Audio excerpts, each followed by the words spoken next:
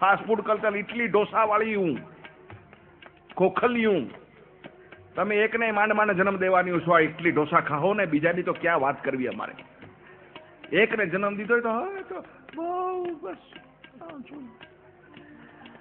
કા બધી વાતમાં તો તમારી હાહુની હરીફાઈ કરો છો આમાં વહી આવો કે બા તમારા 11 તો મારા 12 અવાજ આવે છે આખી ક્રિકેટ ટીમ ઘરમાંથી મળે થર્ડ અમ્પાયર ભેગો અરે ભાઈ આ બધા દાદાઓ વડીલો બેઠા છે ને એ કઈક બુદ્ધિશાળી હતા કઈ બુદ્ધિ નહોતી એનામાં એવું નથી કે 5 5 6 6 7 7 છોકરાને જન્મ દેતા હતા ને 11 11 ની ફોજ બનાવતા હતા એને ખબર હતી કે 6 છોકરા હોય ને તો એકમાં ફેલ જાય તો બીજોનો ફેલ જાય તો ત્રીજામાં ફેલ જાય તો ચોથામાં ફેલ જાય તો પાંચમાં ફેલ જાય તો છઠ્ઠો 6 માંથી એક તો હારો નીકળે આ તો એક હોય તો કાંઈ નહીં પૂરું લ્યો ક્યું તમારું નાખો માણેક તમ ગયો 6 માંથી એક વહુ તો હારી નીકળે એમ 6 ને જન્મ દેતા હતા ભાઈ અને અત્યારની તો એક બસ લ્યો એક બસ એક ભૂડ પડી એક બસ રાખવાની ત્રેવડ નથી હાચવવાની અરે તમારી માવું હાચવશે પણ દ્યો જન્મ આ ગલઢામણા હું કામના છે તમારે તો એને ભેગા રાખવા નથી મમ યસ મમ હું તને લેવા માટે ઇન્ડિયા આવું છું બટ વાય મમ મારી વાઈફને ડિલિવરી આવે એમ છે તું આવીશ અને માએ ફોન ઉપર દીકરાને જવાબ આપ્યો કે બેટા હું આવીશ પણ તારી પાસે વીકના 100 પાઉન્ડ લઈશ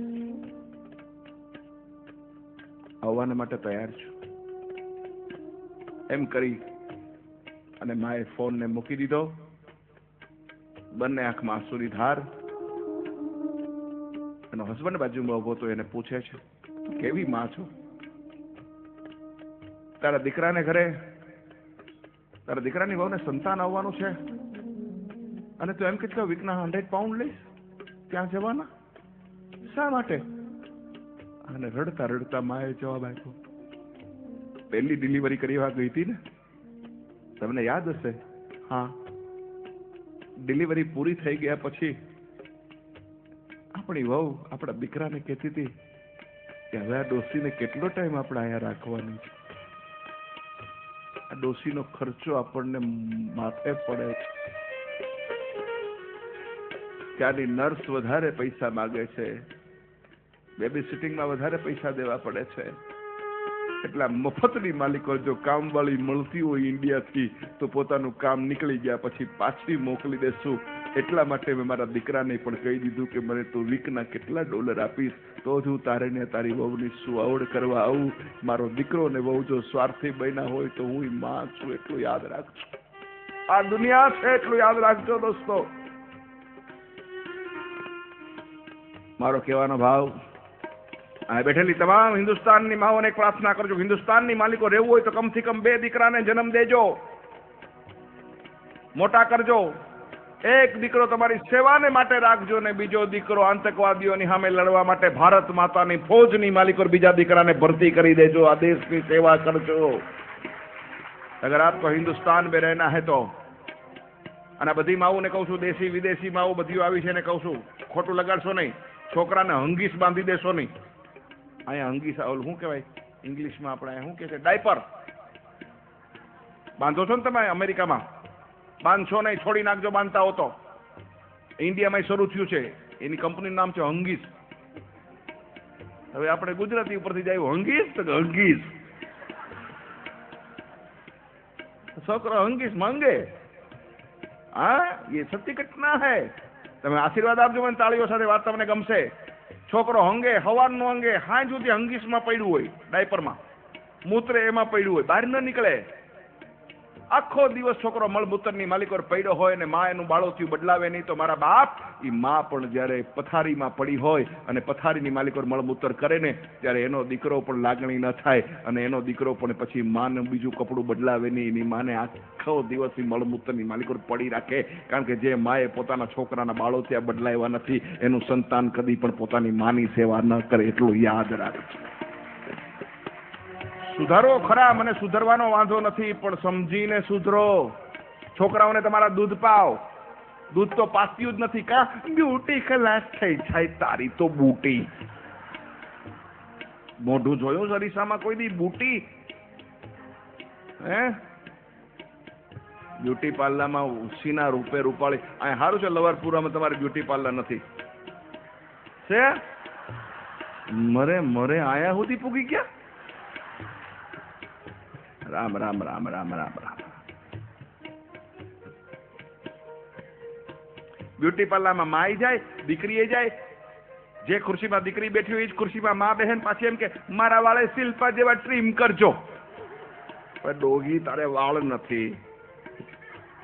બહાર નીકળે એટલે કે હું મારી દીકરી બંને જોડે નીકળીએ તો કોઈ એમ ન કે અશ્વિનભાઈ કે મેં મા દીકરી છે, બધા એમ જ કે બે ફ્રેન્ડ હોય એવા લાગે છે. આની માને સમજાવીએ કે તારે તારી દીકરીની ફ્રેન્ડ થવાની જરૂર નથી. તું માં છો તો માં બનીને રે.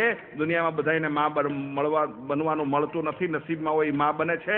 તું દીકરીની માં છો તો માં બનીને માં જેવી દેખા, તારી દીકરી જેવી દેખાવાની જરૂર નથી. નહીતર કાલ સવારે તારી દીકરીનું માગું કરવા વાળા ક્યાંક તારું માગું કરીને વયા જાય તો તકલીફ ઊભી થાય.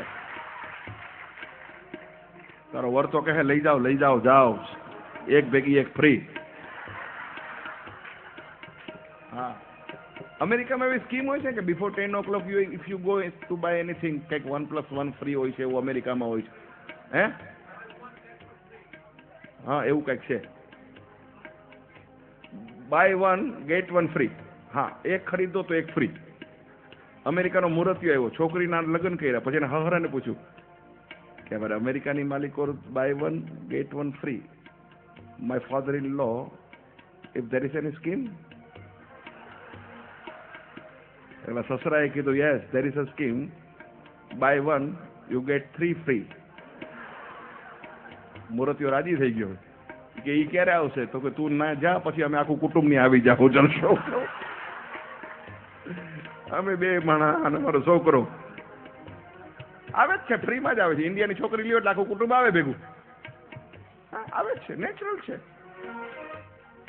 દુઃખ ન લગાડશો કોઈ, એમાં કઈ વાંધો નહીં. સારું, પટેલનો હાથ પકડે, અમારા બામણમાં નથી પકડતા પણ તમારે પકડે, સારું એટલો હંપ રાખજો, કઈ ખોટું નથી.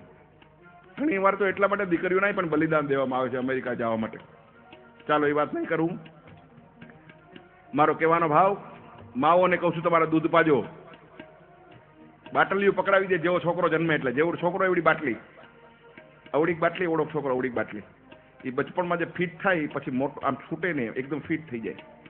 આપણે બચપણમાં એપલનો સ્પેલિંગ નથી શીખતા, APPLE, પછી આખી જિંદગી આપણને યાદ રહીએ.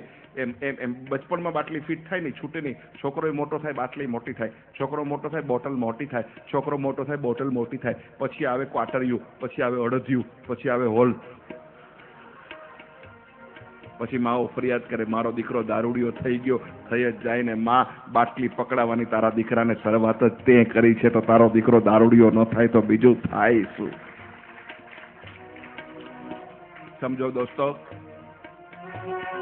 લાખો કમાયા